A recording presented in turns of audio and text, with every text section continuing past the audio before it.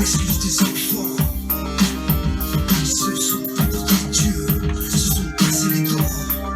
Gaïa, Gaïa.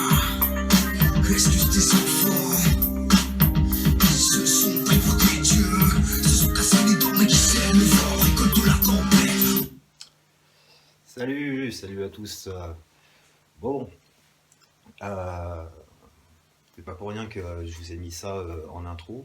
Bah, c'est un artiste que j'ai découvert, que j'ai rencontré il y a pas longtemps, mais c'est vrai que j'avais pas encore vraiment tendu l'oreille sur ses sons. Donc, belle surprise. Donc là, c'est un morceau qui s'appelle Gaïa.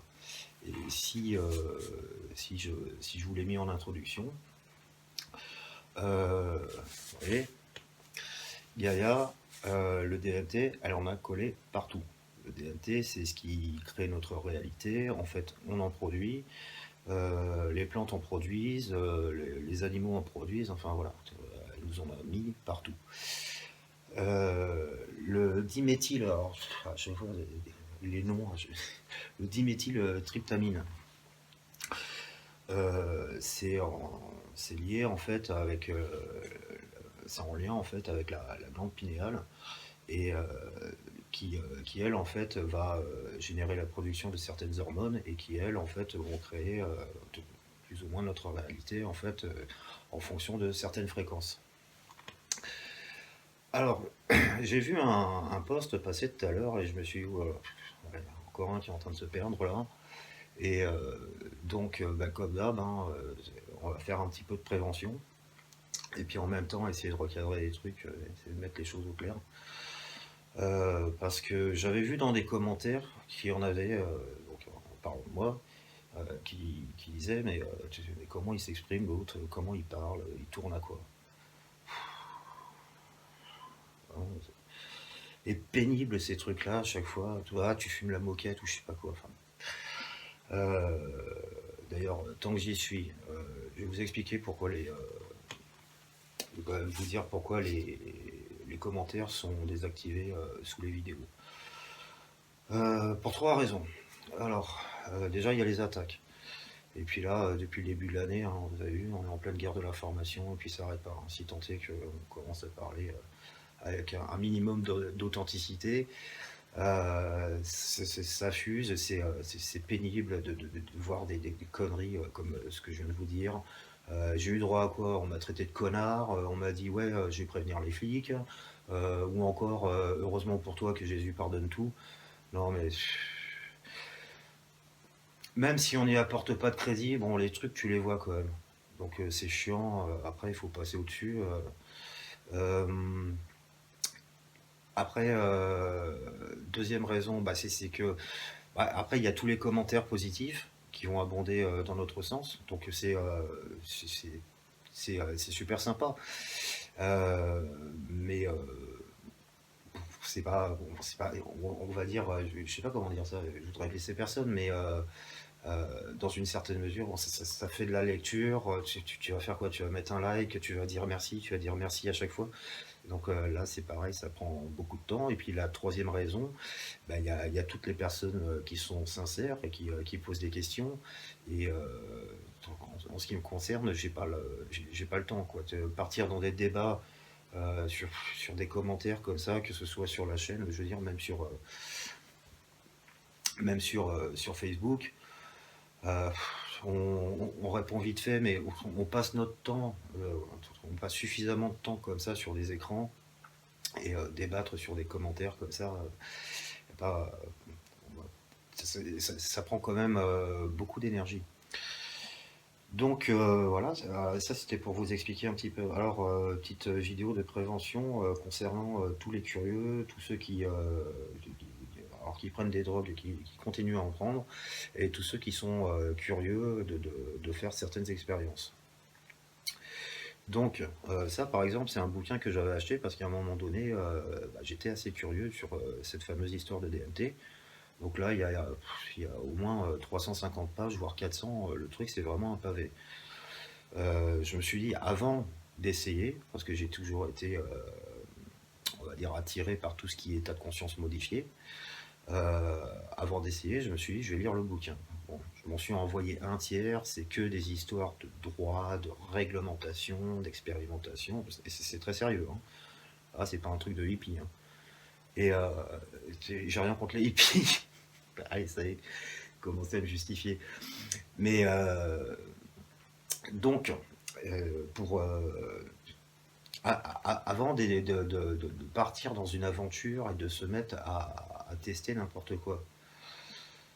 Parce que là, bon, finalement, j'ai pas fini le bouquin, et puis j'ai dit, bon, de toute façon, on va passer à autre chose. J'en ai testé suffisamment des états de conscience modifiés, donc maintenant, finalement, ça m'intéresse plus. Mais par contre, même si j'ai pas essayé, avant, je commençais quand même à lire le bouquin. Il y a des choses, il faut les respecter. Certaines expériences avec certaines substances, ça se respecte. On peut, comment dire,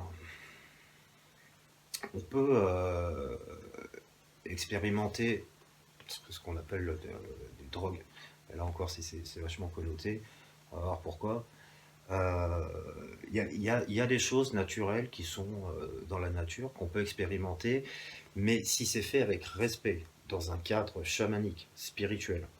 C'est-à-dire, si vous prenez un truc comme ça, ou n'importe quoi, je sais pas moi, des champignons, n'importe quoi, si c'est pour vous coller une perche en teuf, ça aura pas du tout le même résultat. Ça pourrait même faire l'effet inverse. Tout ce qui est LSD, des trucs comme ça, alors là, déjà, il y en a, il faut surtout pas qu'ils mettent le nez là-dedans. Moi, je vous le dis parce que je connais, c'est pareil, je mets les choses au point là-dessus, hein, parce que, mais le LSD, attention, hein, c'est un truc, ça va ouvrir des portes, ça va en ouvrir beaucoup. Comme on dit, la curiosité est un vilain, est un vilain défaut, et ça ouvre tellement de portes, il y a des trucs, tu dis, ah, je veux savoir, bah, une fois que tu sais, tu l'as un peu dans le baba, hein, parce que pour refermer les portes, il faut un moment, hein, puis il y en a qui se referment pas. Et il y en a qui spirituellement, ils ont pas la carrure pour supporter des trucs comme ça. Euh, Après, je voudrais parler un petit peu de toutes les drogues synthétiques, tout ce qui va être Taz, même cocaïne, et tous les trucs chimiques là. Euh, alors, je comprends qu'on soit curieux, mais faites gaffe. Faites gaffe, parce que quand il y a eu, on va dire, l'apparition, quand ces drogues ont vraiment commencé à être répandues, c'était à l'époque des hippos, c'était dans les années 70. Il faut se replacer dans le contexte déjà, spirituellement, les mœurs, les égrégores du monde de l'époque, etc. C'était pas la même chose, et encore, à l'époque, les drogues n'étaient pas trafiquées comme maintenant. Donc là, attention, pour ceux qui continuent à prendre des trucs comme ça, parce que je sais qu'il y en a, une fois qu'ils mettent le nez dedans, ils ont du mal à s'en sortir, même si ça leur fait du mal. Et donc, toutes ces drogues là, synthétiques que vous pouvez trouver maintenant, c'est plus les drogues des années 70. Maintenant, c'est vraiment des trucs qui sont faits pour vous vriller la tête et vous faire péter le cœur. Donc attention les copains avec ça. Et puis il y en a, s'ils sont bloqués là-dedans, c'est sérieux. Passez à autre chose, hein, redescendez, hein. Tu fais ton expérience une fois de temps en temps, mais c'est à un moment donné. Moi, moi, je l'ai fait mon expérience, hein. Mais comme on dit, il y a un temps pour tout. Et puis, faites gaffe, parce que des fois, on peut aller trop loin, et on peut avoir du mal à revenir. Hein, voilà, c'est encore Papy l'ermite qui vous parle. Euh, le cannabis, alors ça c'est pareil, je peux en parler parce que j'ai passé une vingtaine d'années à en fumer tous les jours. Si je fumais pas, je pouvais pas dormir. Je stressais avant de partir au boulot parce que j'avais des boulots que j'aimais pas. Fallait supporter la vie, le train-train, les collègues et tout ça. Donc ça me permettait, surtout plus jeune, parce que j'étais assez nerveux, de me calmer un petit peu, mais en même temps, tu te retrouves enfermé là-dedans. Donc le cannabis, ça peut être sympa. Bon, déjà la résine, je vais éviter, hein. Ce qu'on appelle le shit, là, éviter. À la limite de la weed. Euh, donc moi c'est pareil, j'ai fait mon temps avec ça. Je dis pas que de temps en temps, hein, un petit pétard comme ça qui tourne, bon, ou alors une petite pipe comme ça vite fait, euh, ça pose un petit peu, mais c'est plus mon truc. Et puis j'évite. Et puis et surtout le cannabis, le problème c'est que à force de pomper, pour ceux qui fument tous les jours, euh, là c'est pareil, hein, il n'y en a pas beaucoup qui supportent vraiment parce qu'à un moment donné ça les enferme dans leur bulle. Et moi, c'est un truc, je voulais pas le reconnaître pendant un moment, mais ça m'a amené sur, pas des délires extrêmes, mais ça m'a amené quand même sur pas mal de paranoïa. C'est vrai que le cannabis, d'un point de vue thérapeutique, c'est intéressant, parce que ça peut détendre, ça peut calmer. Petit aparté aussi d'ailleurs sur le cannabis, parce qu'il y a, je crois que c'est l'huile de cannabis qui tue les cellules cancéreuses. Et ça, c'est vrai, hein, c'est prouvé, hein. Donc après, il y a une façon de produire cette huile, etc. C'est pour ça que les élites, ils sont un peu emmerdés avec ça. En France, là, ils ont autorisé le CBD, mais ça n'a rien à voir. Moi, le truc que j'ai essayé, je tire dessus, c'est un placebo, hein, le truc. Voilà. Alors, eh, bon, c'est pas une vidéo trop longue, voilà, c'était une petite vidéo de prévention. Et puis en même temps, bah, j'espère avoir mis les choses au clair pour certains. Alors, j'ai fait mes expériences. Euh, Même quand j'étais jeune, où des fois je pouvais avoir des consommations un peu abusives. Et c'était dans des soirées un petit peu extrêmes, des trucs comme ça. Euh, Là, pareil, je voudrais dire que même quand j'ai été jeune, je suis jamais tombé vraiment dans le piège. J'ai jamais été un toxico, j'ai jamais travaillé pour me payer mes drogues ou des trucs comme ça. À part le cannabis que pendant un moment je consommais régulièrement. Donc attention, et puis alors quitte à faire certaines expériences, euh, pareil, hein, moi je vous le dis clairement, ça fait des années que j'entends parler d'ayahuasca. Je sais que si je veux en avoir, je peux en commander sur internet ou n'importe quoi. Mais je ferai jamais ça tout seul, sans un guide, et puis un guide expérimenté, quoi. C'est un vrai chaman, etc.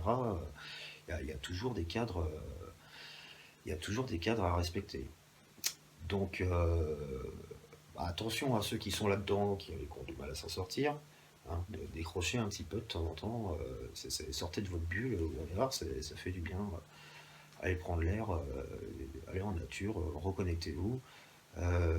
Et puis, bah, pour ceux qui n'étaient pas vraiment au courant de ces choses-là, qui sont curieux, ou alors si vous avez parmi vous, dans votre entourage, la famille, les amis, même des collègues de boulot, que vous voyez qui sont un petit peu coincés dedans, vous leur envoyez le lien de cette petite vidéo. Voilà. Allez, et bien, hein, ça surprend un peu, hein, tôt ou tard, fallait que je mette les choses au clair et puis que je parle un petit peu de tout ça. Surtout de façon à faire taire de mauvaises langues. Ah, 1333. Allez, ciao, bisous.